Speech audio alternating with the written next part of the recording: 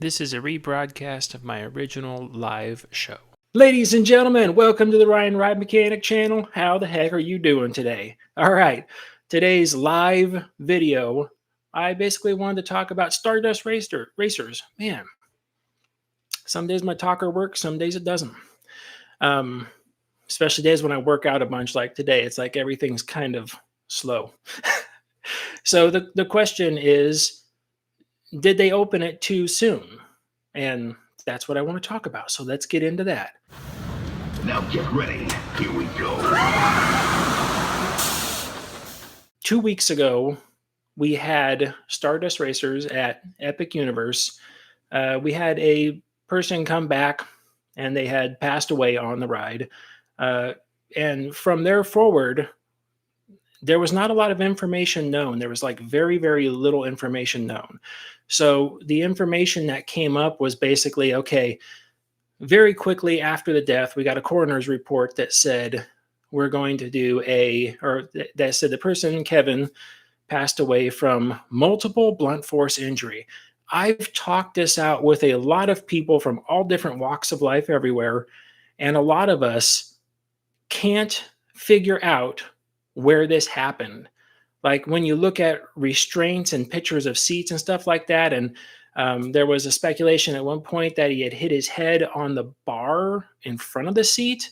It's like, that is so far out there. Like, even like I can't, like sitting in a seat, I can't fold my body over far enough to get my head to that bar, let alone in those Mack seats. They've got that nice over the shoulder bar that comes down, not so much over the shoulder, but I mean, it just comes down over you.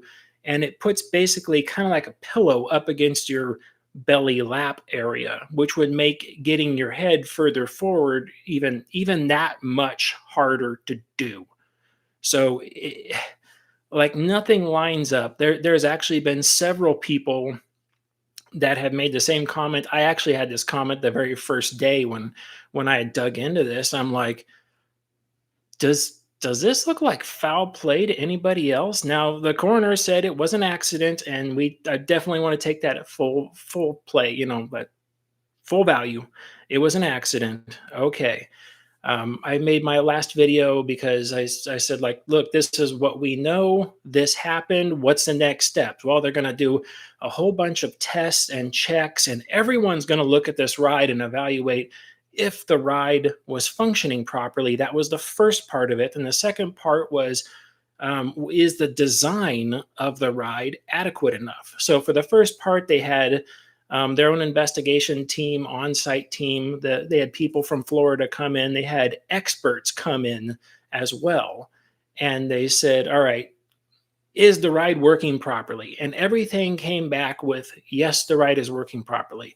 They interviewed people from around the area. Did anybody notice anything, feel anything, see anything? And basically the answer came back with like, no, nobody did anything else. So like my last video, I've already stated this before, people can die on amusement park rides. The same way people can die in cars, not necessarily in a car accident, just driving along in a car, you can have a stroke. You can have a heart attack. You can die any point in time. Life is precious, and I do not want to undermine that at any point in time during this video or my last one at all. So I just wanted to make sure, like, at no point in time am I saying that life isn't precious and this isn't a tragic thing that happened, because it is. So Universal went through all these steps. They did all this stuff. They checked with the ride manufacturer out looking at it. They had Florida out, the state basically out looking at it. They had an investigative team from the police out there. That everyone looked at this stuff, and everyone said that basically, yes, the ride is okay. Now, on the other side, Kevin's family went out and got a lawyer, Ben Crump. So they got Ben Crump in there, and Ben Crump is out there saying, like, okay, we shouldn't open up this ride at all until we know exactly what happened. Well, at some point in time with anything, I don't care what it is, you have to cut your losses. And you have to say, okay. So basically, everyone came together and looked at the ride and said, the ride is safe, the ride is solid. Mack's been building these rides and using these trains and these rides and everything else. They've never had a problem like this. So, not to say that there wasn't ever a problem, but it's highly unlikely that there is a problem with a ride.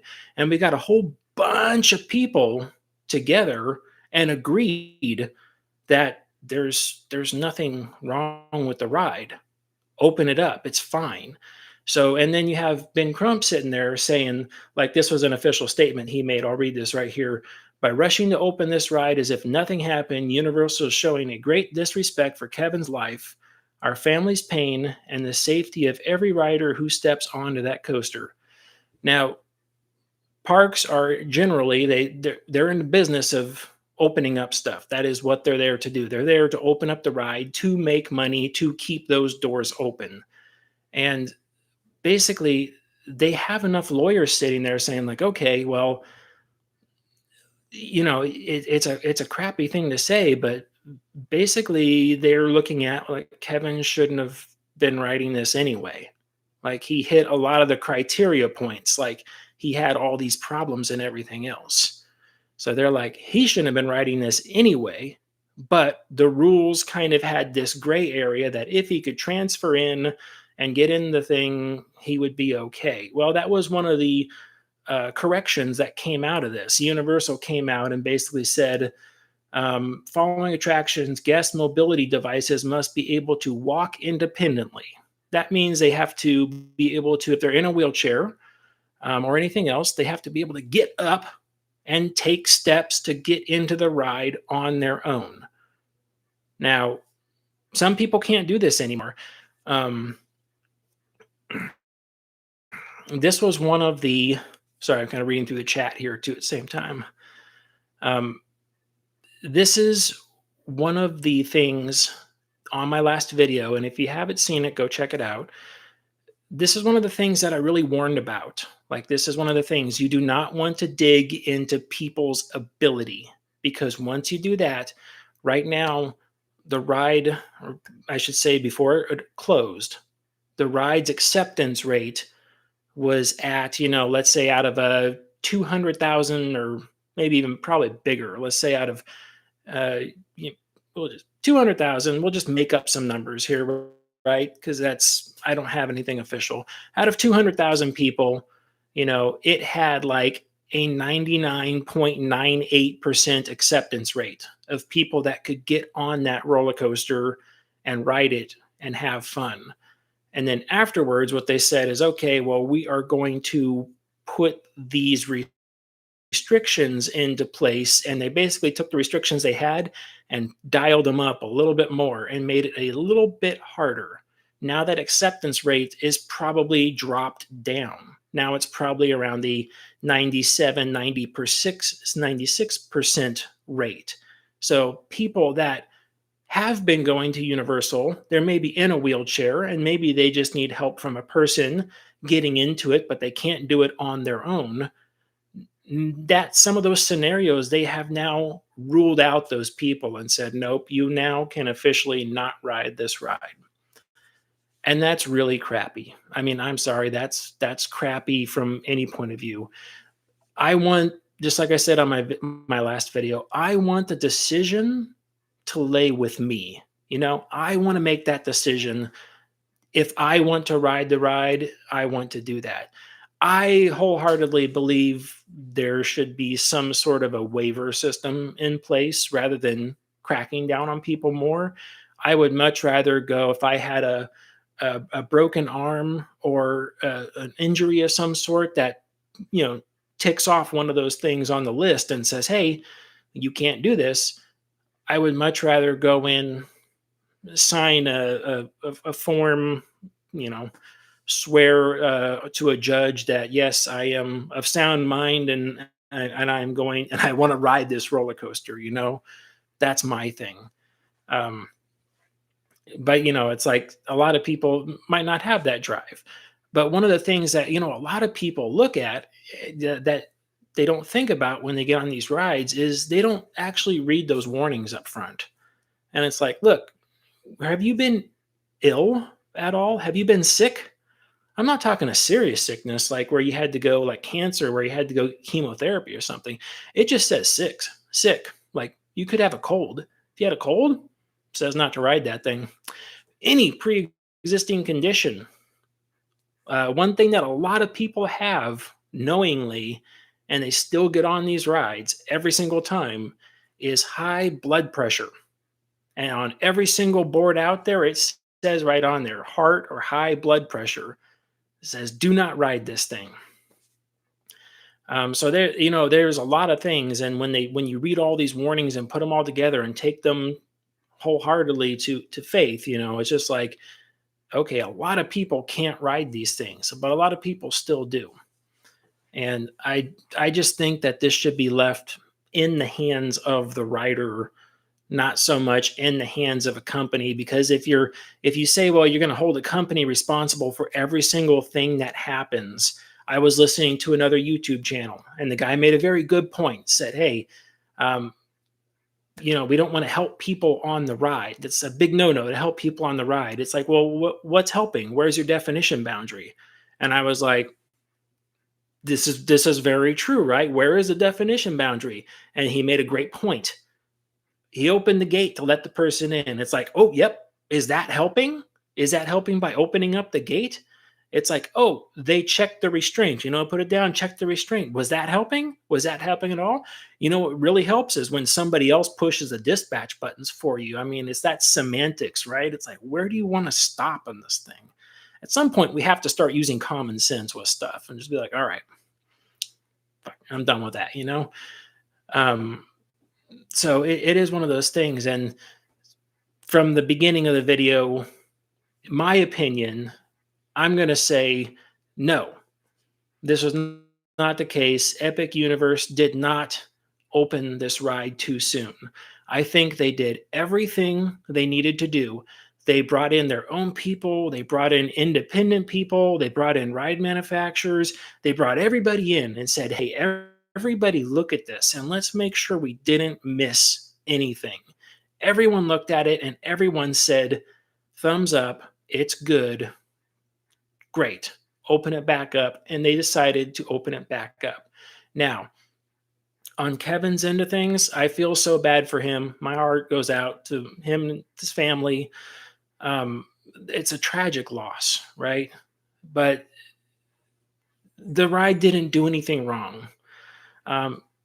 This is where I really start to get malicious in a bad way, and I don't like it.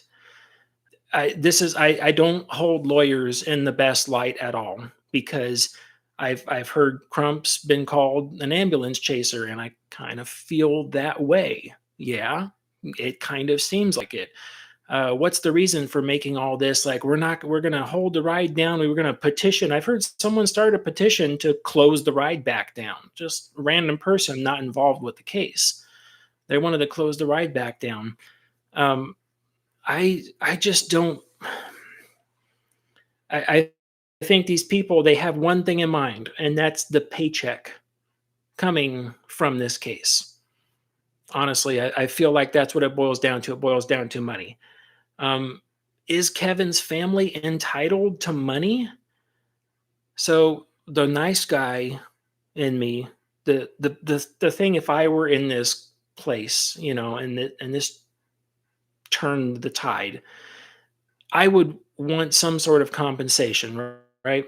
And that's me personally. Like if my wife had passed away on a ride, and I felt it was something to do with the park, I would want some sort of compensation just for funeral bills, stuff like that. I would, honestly. At the same time, Universal has to set. They have to keep with the precedent here, which is if they decide to pay out money, whether it's in a courtroom or out of a courtroom. If they decide to pay out money, they're basically, to some extent, admitting fault. They're admitting fault. They're like, hey, you know what? That sucks. Because people can't take money at face value. If Universal stood around and said, "Hey, we just want to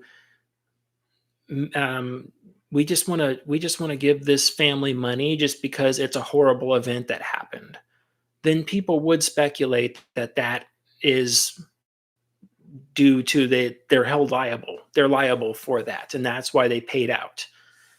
When in reality, that's not the case. They had time between the time they announced that they were going to open the coaster back up and the time that they did. They had time to legally stop it. They could have put a legal, I forget what the term is called, injunction. That's right. I'm not great with legal terms. I'm sorry. But they could have legally filed paperwork to stop Universal from opening the ride back up, and that would have at least slowed the process down. Now, Universal had every right. They stood on all their legs there, and they said, "Look, we did our due diligence, which is all you can ask for in these cases." And they said the ride is working perfectly fine. Awesome. The ride is working perfectly fine. But you also have to worry about the longer the ride stays closed, the worse, worse, the worse your perception is to the outside world. You already have people that are coming into the park they had their vacation scheduled and they're there in the park, and you already have people going into that park that now do not want to ride that ride because they're uncertain if it's safe or not. And that's damage to the reputation of the ride. There's nothing the park can do to get that back. Anytime you have a fatality on a ride, whether it's caused by the ride or not, it tarnishes that ride's thing and that ride's image to the public, especially the way news media and people typically get in there and they blow it out of proportion in a bad way. And then you have people, you know, my YouTube feed is filled with all amusement ride stuff. That's everything. And there's a lot of people that just have been doing daily, sometimes twice a day updates on this case. Because for people that are making money off of YouTube, it brings in a lot of people and you'll get more money off of it. So again, this is boiled down to money, not whether it was a good decision for the park. It's not whether it was the correct thing to do or anything else. This was about a lot of people made this about money. It's a crappy thing. That's an absolute crap thing that happens. But it happens all over the place. So yeah, I don't think Universal rushed this opening. I think they did it correctly. And if I were working at that park doing the same exact thing, or if I was higher up in the chain there making the same calls, I would probably make the same exact call myself. I would say, yeah, okay, we've done everything. The ride's safe. We know it's safe. We have the manufacturer doing it. We've got everything. Okay, let's open the ride back up. And they did. Not fun. It's not fun stuff at all. Let's see. Sorry, I've been kind of going off and ignoring the chat here a little bit. Yeah, I mean, so I see a icon being mentioned, and yeah. So Crump's experience was from he was the lawyer for the Icon Park, the drop tower fatality there, but that was a different story. We had they were able to confirm it's like they weren't maintaining the ride properly. They had bypassed some stuff and they had adjusted things outside of what the manufacturer said it was supposed to be and then claimed that it was okay. You had all sorts of red flags thrown up on the Icon Park incident. Not in a great way at all. So it's like, I completely agree. There was absolute park fault there. Yeah, they had to tear out the ride. It's like, yeah, that's what you do in a scenario. One of the things we brought up was when we were talking about this on because I help host, not host, but I mean help with the Side Friction podcast that comes out every Saturday. And we had brought this up during the last podcast that I was on, where we were talking about it. And I said, I grew up in Northern California at California's Great America, soon to be closed. And basically, Willard's Whizzer had a fatality on it. There was unfortunately, oh man, I mean, age is nothing, death is eternal. But we had a kid loading into the car in the station, and the other one blew through the brakes behind it for some unknown reason and slammed into that car. The kid fell fell like 15 feet down to the ground and passed away. So the bad part about that one is they couldn't figure out why that happened. It was a glitch in the control system, because they said that the people that were there, I remember they said that the coaster didn't even try to slow down. It just went straight through like it was supposed to and slammed into the car in front of it. For that type of stuff, the response was, well, they tore the ride out and they got rid of it. But since Six Flags owned the other Willard's Whizzer, which is still in operation today, they acknowledged, like, hey, there's a gremlin in it. We don't know where, how, or why. So they shut the ride down. And then they ripped out the entire control system and put in a brand new one. They didn't reuse the old stuff or anything. They just put 100% brand new system in that ride, because they're like, we don't know what happened. We're just going to rip it out and start over from scratch. And that way, whatever happened in there is it's gone. It's done. It can't happen again. I thought that was really interesting. I was like, oh, so there was a chance. My favorite ride in California was Willard's Whizzer growing up. So I'm like, there was a chance. Was it? I don't think it was Paramount at the time. I think it was still Marriott. I think there was a chance Marriott could have recovered from that one, but I don't think they wanted to invest that much energy into it. Plus, they had the negative image from that accident already that they weren't going to recover from. You can't recover from a lot of that stuff. Yeah, and this case is so problematic in general. I just, because I always like to try to think about things rationally. I try to turn the table and put myself in that position. And like I said, I would want, like I said, I want compensation, but it's not just me being greedy, or is it just me being greedy? I don't know. When you lose a family member, there's nothing you can do to bring that back. Nothing you can do to bring your family members back once they're lost. It's a bad thing that I don't wish people to go through. I mean, eventually we kind of all go through it, whether it's losing a grandparent or a mom or a dad, or even a sibling, brother, unfortunately, kids. Everyone kind of goes through their own loss in some way, and and grieving's a rough process for sure. Yeah, when I record my videos, like doing this, there is a lot of this that I do. I kind of go off and I start thinking about things, and there's a lot of pausing, just thinking to myself, trying to gather my thoughts in my head. It's kind of the downside to never scripting videos, is like my brain is always like, when my brain starts to track off, I can't get that back into the right place so much. So you'll see, if you guys have been watching me for a while, you'll see me start to go down the road, and then I kind of go off on a tangent, and then I never quite picked up where I was. I kind of jump to another topic because I don't script my videos at all. And I tried for a while. I tried every once in a while to script a video, and it was just horrible. Really, my hat's off to people who can, like actors and stuff, who can read something and memorize it, because I am absolutely horrible at that. Like, I tried to, like, every once in a while I'll try, like, oh, I need to I should say this paragraph exactly the way I'm thinking of it because I thought about it and I wrote it down. And I can't even remember one sentence at a time looking at it. I'm like, what? What?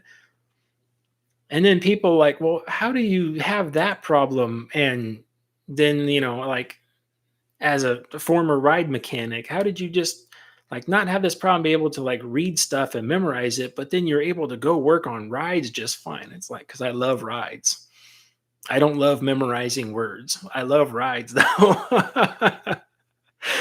uh, One of the very few mechanics in the shop that was sat there and read manuals and stuff all the time and then went out and tried to apply that logic to rides. And not many mechanics will ever do that. They're more just like, all right, here, paycheck, go home.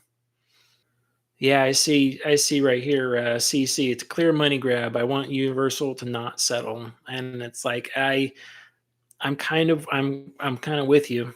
I wish that family could get something, but like I said, that's a precedent that Universal does not want to set. They don't want to do. And the whole time, this whole time now, all it's going to be is Crump sitting there just like moment after moment, just trying to villainize the park. He's going to try to villainize the park and all the staff for being the evil people to open the ride back up.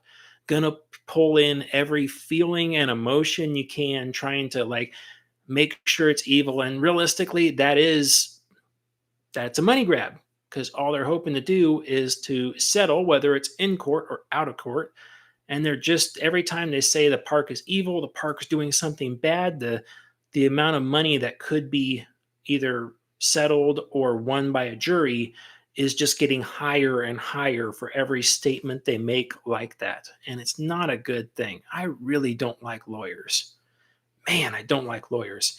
And I mean, I'm not, it's not like the first time anyone's heard me say that. A lot of people, you know, overseas, they're like, why do you guys have all these crazy procedures and all these weird things written in when we don't do this over in Germany or we don't do this over in Europe, something like that. And I said, this is the price we pay for living in a country that's run by lawyers. Because that's what this country is. It's run by lawyers. Everybody sues everybody for everything. And until we make some sort of a standard, like a lot of countries do, and just say we're not going to allow those frivolous lawsuits, get them out of here, clogging up the court system, we will just continue to do things like sue for spilling hot coffee on ourselves, um, sue for tripping over a crack in the ground. Like we sue everybody for everything, and then wonder why parks are so expensive to get into. It's like that you're paying for lawyers and insurance. That's why parks are so expensive to get into there. So much money, so much money. I mean, yeah, working at the park, we had our own inspections we did on the rides for our annuals, and then they were followed up by the state of California came in, did their inspections. Then we had a third party inspector, our QSI inspection. That inspector would come in, do the inspections on the ride. And a lot of times we'd have another insurance person come into the park. They would do their inspections. And then the state of California, I'm not sure if other states do this or not. I don't know, but the state of California would always come back, and it was part of their process. We knew, it's a known process. They would always come back. I think it was 3 times a year, and do what's called unannounced visits. That's where they show up to the park. Basically, the directors, the maintenance director, the operations director, those people knew that the person was on the property, but they did not know where they were going, what they were doing, who they were looking at.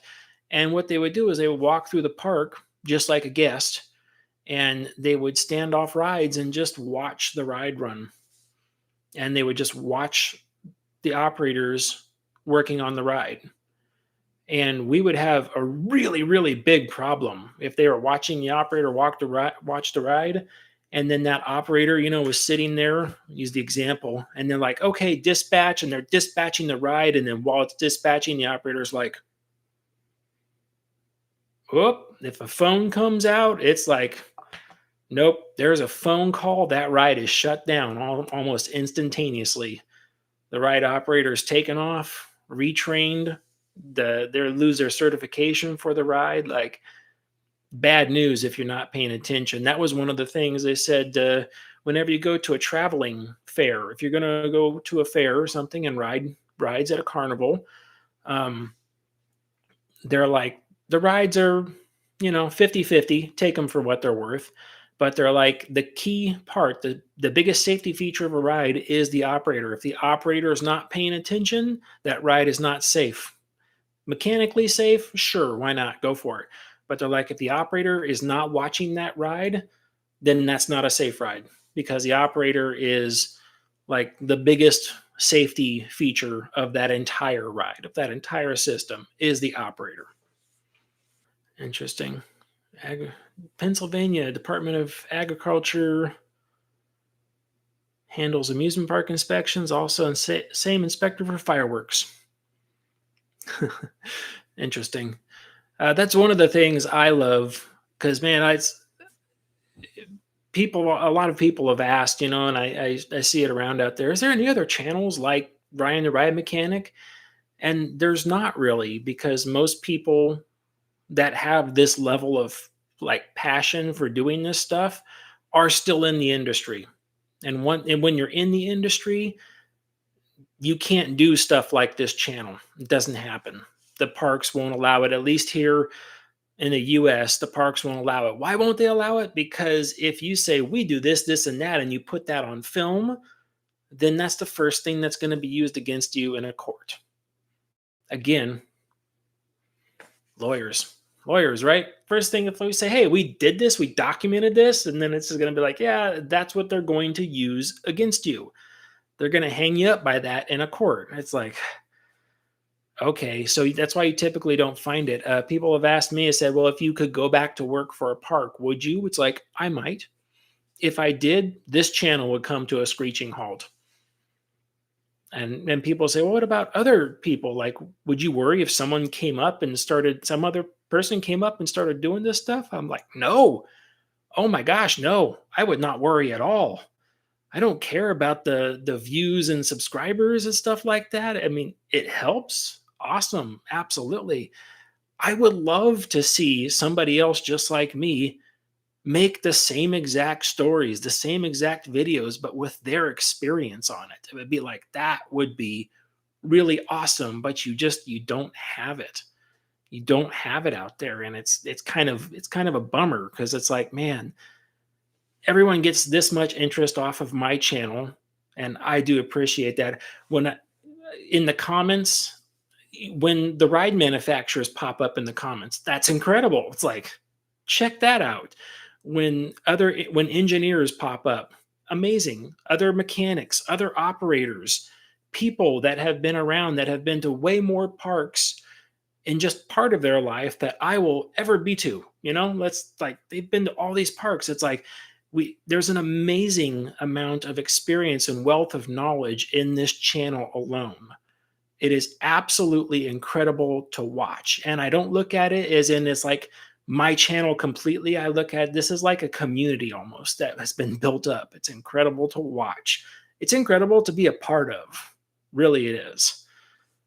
So that is one of the fun things that I get to, because like, oh, here's my opinion on this. Here is my thought about how this would happen. And then I get people that pop up. They're like, you were right about this. You're wrong about that. This wouldn't happen. That wouldn't happen. It's like, okay. I also know that every ride is different. Like, no matter what you do, it's different.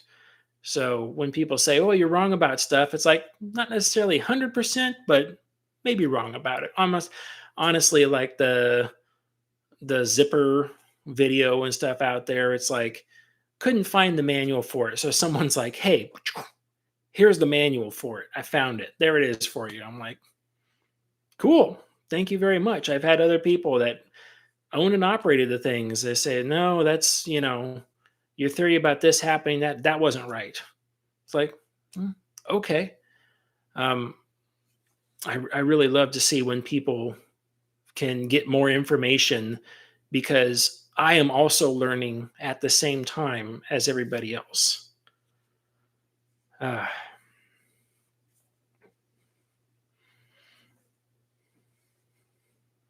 the two Ryans, both El Toro and Ryan the Right Mechanic, best channels on their subjects. Yeah, El Toro Ryan's great. There's a lot of channels out there. Um, like I said, my feed is all YouTube. It's all ride stuff. So it's like a lot of the channels that you all watch, I watch the same exact channels. I do the same thing. I watch their stuff too. You know who I really can't get enough of right now? It's like I love the style of all things. It's Face Ripped Off. Is anyone else watching Face Ripped Off? Like that guy's style of putting his videos together. Uh, I don't know what it is. Like, I love that guy's style for putting his like park trip videos together. Uh, it's absolutely awesome. Like, we will watch videos like Sun comes out and like while we're eating dinner, like he'll turn on YouTube and just watch like roller coaster videos, and we will like over like re-narrate even like things like when we go to a park like went to Vala's, it's like we're like live narrating in like Face Ripped Off script. Like uh, so it's funny, but it's amazing when you come across somebody you like that has a style that just like that's cool. You may just find this weird little quirk thing that you like from a channel. It might be something that maybe everybody's doing, but somebody just does it a little bit differently. But it's YouTube such an amazing place to go and find all this stuff.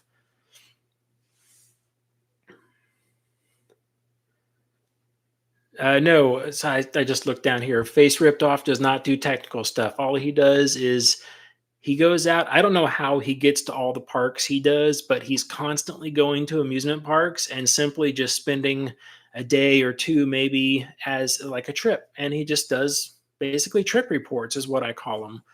Or he says, "This is my trip. This is what I rode on. I like these rides. I don't like those rides." It doesn't sound like much, but it's the style in which he does it is the interesting part. Like, because a lot of people, myself included, do all sorts of trip reports. It's like, okay, but the style in which he does it is really interesting. I know I'm plugging a lot of Face Ripped Off here, but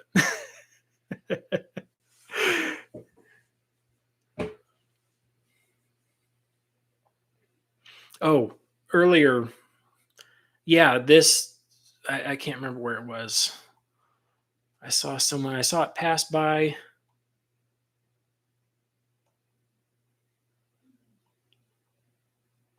See if I can find it real quick. Sorry.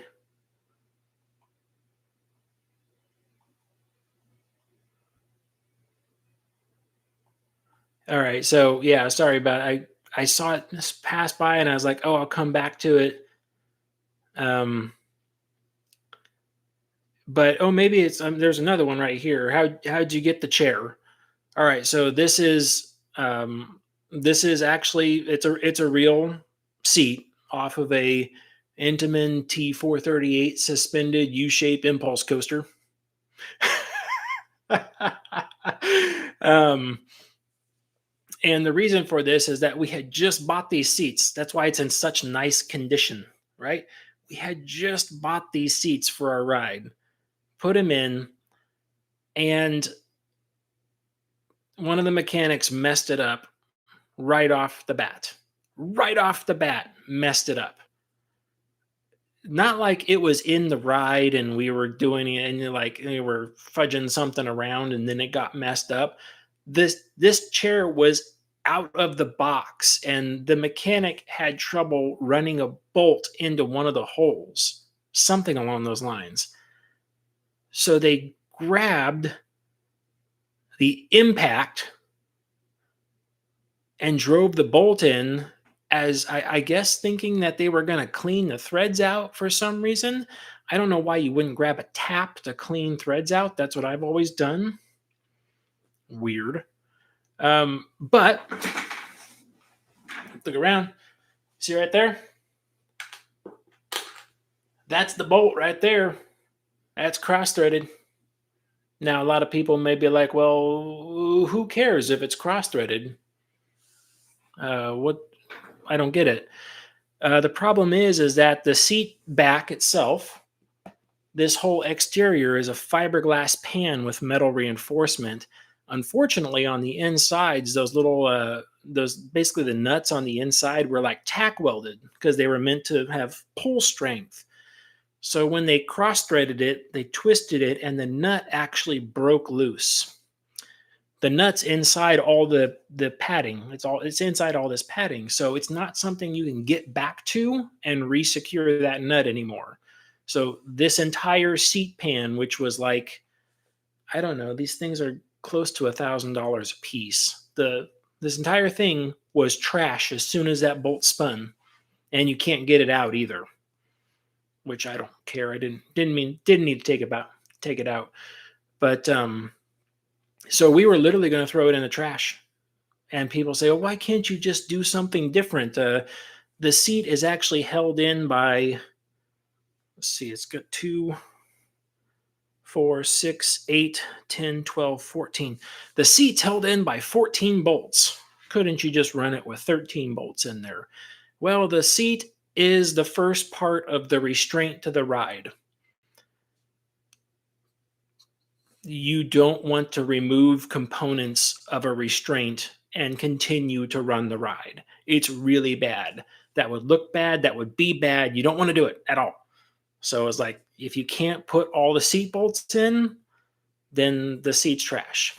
Got to throw it away. So I just asked my boss, my director, can I have that? He's like, well, what are you going to do with it? I'm like, make an office chair out of it. He was like, yeah, okay. So we went over and got a material release form. That's the company standard. And we had to sign the material release form and go through all the stuff. And I actually got a chair, brought it home, got an old office chair, took the padding off the top of it, and just mounted the swivel base directly to the bottom of the seat. There you go. Now, I like the idea of the B&M chairs, but the problem is they are just foam padding, and you need the metal spine.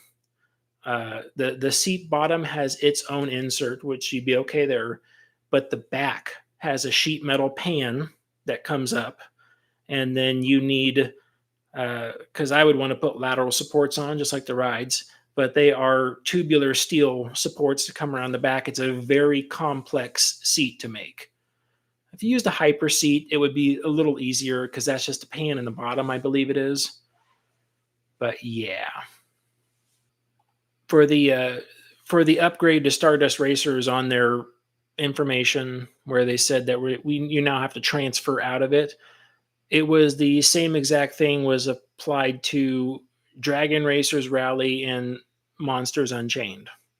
So all those you have to get out of a wheelchair and transfer into it. I just don't want this to become a thing. That's why I'm like, don't start poking at people's abilities. But I just don't want it to be where it's like, oh, I'm going to go to an amusement park. It's like, well, you better see your doctor first and get the amusement park A1R form signed off and submitted to the park's insurance company before you go. I don't want something like that happening down the road. But if we keep drilling into people's abilities, eventually that'll happen. And that was one of the big things. I'm like, do not drill into people's abilities about them getting on or off rides. Like, leave it up to them, figure out a liability, do something, but don't make it to where the standards become more stringent. Because eventually we're going to get to that path where you're going to need a doctor's form to go to an amusement park. It's going to get dumb, really dumb. Right, I went Six Flags Magic Mountain on full throttle. I pushed super hard down on the lap bar. It opened up at the top of the loop. So if you ever get something like that, you typically you won't hear a click. That's one of the things, like those ratchet, like the Premier rides there, they have a really strong ratchet sound from the bass. It's like really loud click, click, click as they come down. But when you get stapled, it happened to me at, let's see, Dorney Park. The guy came around. I got on Hydra. Pretty sure it was Hydra, the B&M coaster. And the guy just came by and boom, Office Space stapled me right in there. And I knew there was a problem because when he did it, it locked. It went down and stayed. I did not hear a click. And I'm pretty good at listening to those things, even though my hearing is shot. I mean, I wear hearing aids on a normal basis. But yeah, I was like, that knuckled in on itself. That's where the two teeth, instead of sliding underneath each other and latching in, they basically come down and they go right on top of each other like that. They're point-to-point contact. It's enough to hold your restraint shut, but when you jiggle or jar the coaster really hard, it typically goes and slips out the other way, and it goes up a notch. It's a common thing for a lot of toothed style restraints, but I went through that slow barrel roll right out of the station on Hydra, upside down, right in the middle of it. It went clunk, and I'm just like, yeah, like I don't care how much experience you have with it, myself included. Every time you get upside down and the restraint goes click and knuckles open on itself, it's like, oh yeah, you poop your pants a little bit. It's like everything kind of goes through your head really quick. And then it came back around, everything sat back down, and I'm just like, clunk, clunk. I'm like, yeah, no, it just hit that tooth in the right way. I was good, but I know how a lot of people just would freak out right after that. It's like, oh my gosh. Yeah, it's a funny thing. It's funny, it's bad, it happens.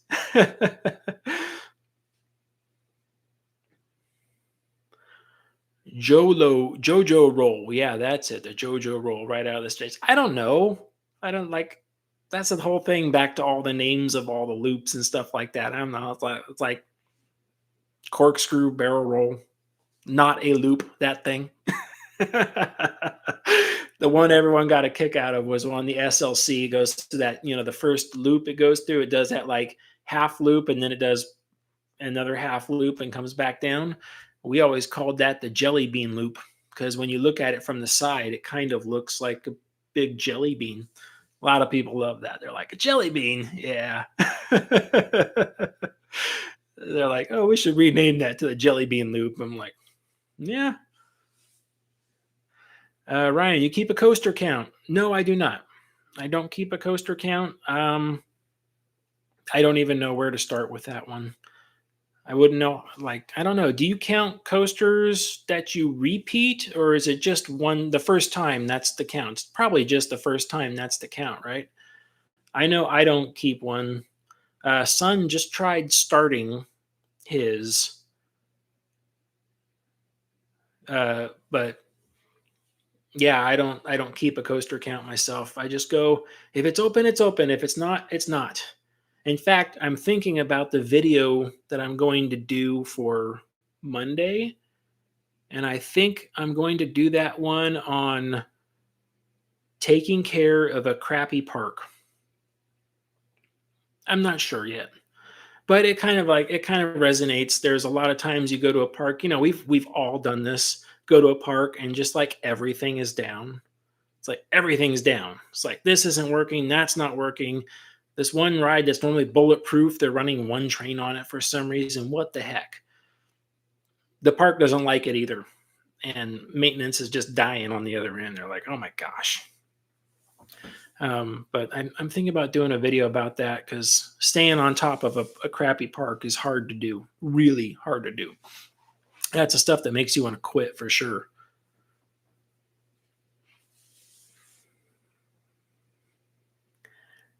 There's one. You have any opinion, possible King to Ka replacement? I've seen what people are saying, like this is probably what's going to go there. It's a It's a spinning launch coaster.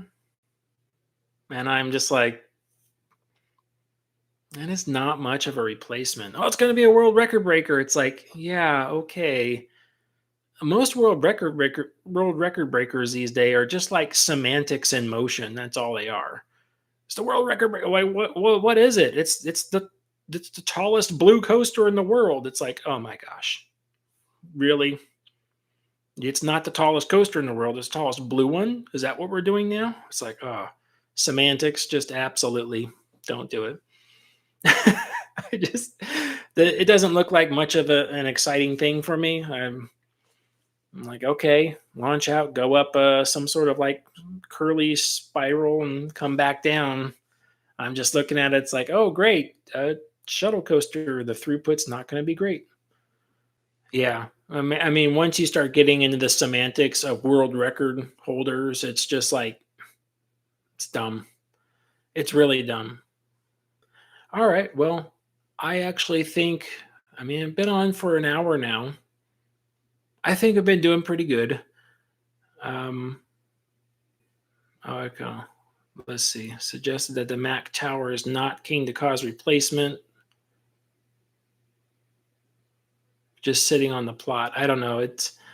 I have along the lines of Great Adventure. I've got